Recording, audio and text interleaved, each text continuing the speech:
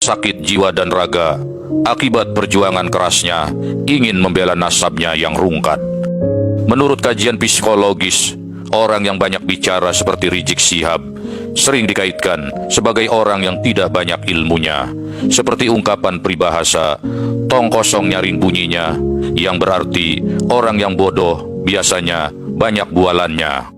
Lalu ada pula peribahasa mengatakan air beriak tanda tak dalam, artinya orang yang terlalu banyak berbicara adalah orang yang tidak terlalu paham masalah pembicaraannya. Inilah yang terjadi pada Rizik Syihab. Sejak awal, semua orang tahu bahwa dia tidak memiliki banyak pengetahuan tentang ilmu nasab.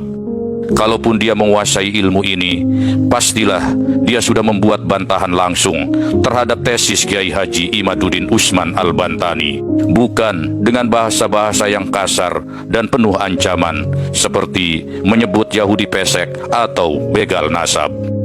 Sudah tahu tidak menguasai ilmu nasab, dengan sombongnya Rizik malah melakukan safari dusta dari Banten sampai ke Jawa Barat, bahkan sudah membuat jadwal melanjutkan kampanye dustanya ke Surabaya dan Madura sebelum akhirnya dia ambruk, tepar dan sakit. Jelas sekali ini bukan sakit biasa.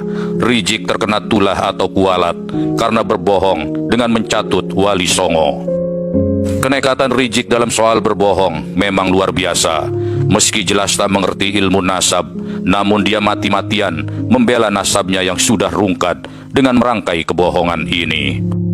Sekali lagi saya mau sampaikan, bukan nasab Ba'alwi yang mau diobok, bukan nasab para habaib yang mau diobok, saudara. Akan tetapi nasab Wali Songo, termasuk nasab Sultan Hasanuddin, mereka ingin obok-obok, saudara, dan ini berbahaya. Sembrononya, Rizik menyampaikan dustanya itu di depan makam Sultan Hasanuddin Banten yang jelas-jelas dipercaya keramat dan penuh dengan karomah. Akhirnya, Rizik memang kualat.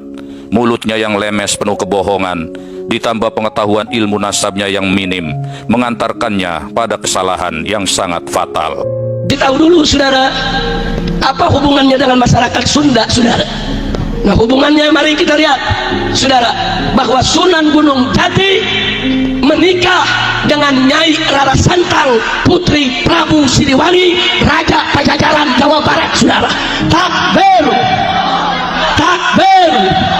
Berarti Sultan Hasanuddin cucu daripada Prabu Siliwangi, saudara. Makanya jangan kaget kalau Sultan Hasanuddin itu, saudara, pemuda yang gagah, berani, cerdas, dari garis bapaknya Asmat Khan, saudara, turunan Nabi, dari ibunya Raja Sunda, Raja Pajajaran. Siapa yang tidak kenal Prabu Siliwangi? Betul? Betul? Kira-kira jelas tidak? Ini saya... Dengan berapi-api, Rizik menarasikan bahwa Sunan Gunung Jati menikah dengan Rara Santang dan mendapatkan anak Sultan Hasanuddin. Ini merupakan suatu kesalahan yang bisa dikategorikan sebagai fitnah dan membegal nasab. Dari mana Rizik menimba pengetahuan ini? Rara Santang adalah istri dari Syarif Abdullah Umdatuddin yang kemudian melahirkan dua orang putra, yakni Syarif Hidayatullah atau Sunan Gunung Jati dan Syarif Nurullah. Kecerobohan Rizik Syihab tersebut langsung mendapatkan reaksi keras dari Kiai Haji Yusuf Mubarak, ulama Banten yang sekaligus juga adalah juriah dari Sunan Gunung Jati dan Sultan Hasanuddin Banten. Video ini khusus saya tujukan langsung kepada Rizik Syihab. Ya, Rizik Syihab, Anda ini ketika ceramah di Tasikmalaya, ya, Anda berkata bahwa Syekh Syarif Hidayatullah Sunan Gunung Jati Cirebon menikahi yang Rara Santang, dan Anda berkata bahwa Sultan Maulana Hasanuddin Banten itu adalah cucu Prabu Siliwangi. Ya, Rizik Syihab, dari mana Anda punya referensi seperti itu? Tolong tunjukkan. Buka mana, kitab mana yang menuliskan tentang itu, sejarawan yang mana, ya, ahli arkeologi yang mana, ya, dan ahli sejarah Yang mana yang mempertanggungjawabkan hal itu? Rizik Syihab, mohon maaf nih, yang saya tahu, yang Nyi Rara Santang itu bukan istrinya Sunan Gunung Jati. Artinya yang Sunan Gunung Jati tidak pernah menikahi yang Nyi Rara Santang. Ya, kenapa sebabnya? Karena yang Nyi Rara Santang atau Saripah Mudaim itu adalah ibu Sunan Gunung Jati. Mana mungkin seorang anak menikahi ibunya? Dan yang Nyi Rara Santang itu suaminya bukan Syarif Hidayatullah, bukan Sunan Gunung Jati, tetapi suami yang Nyi Rara Santang atau Saripah Mudaim adalah Syarif Abdullah Umdatuddin bin Sayyid Ali Nurul Alam Siam. Yang Nyi Rara Santang itu benar putri yang Prabu Sriwangi Sri Baduga Maharaja Jaya Dewata Pamanarasa bin Prabu Niskala Wastu Kencana. Ya, yang Nyi Rara Santang berganti nama menjadi Syaripah Mudaim setelah menikah dengan yang Syarif Abdullah Umdatuddin. Pernikahan antara yang Syarif Abdullah Umdatuddin dengan yang Nyi Rara Santang atau Syaripah Mudaim melahirkan yang saya tahu itu 2 anak laki-laki. Yang pertama yaitu yang Syarif Hidayatullah atau Sunan Gunung Jati.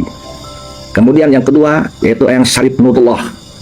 Adapun Sultan Maulana Hasanuddin ke yang Prabu Siliwangi itu bukan kakek, artinya yang Sultan Maulana Hasanuddin bukan cucu Prabu Siliwangi, tetapi yang Sultan Maulana Hasanuddin ke yang Prabu Siliwangi adalah buyut, artinya yang Sultan Maulana Hasanuddin adalah cicitnya yang Prabu Siliwangi.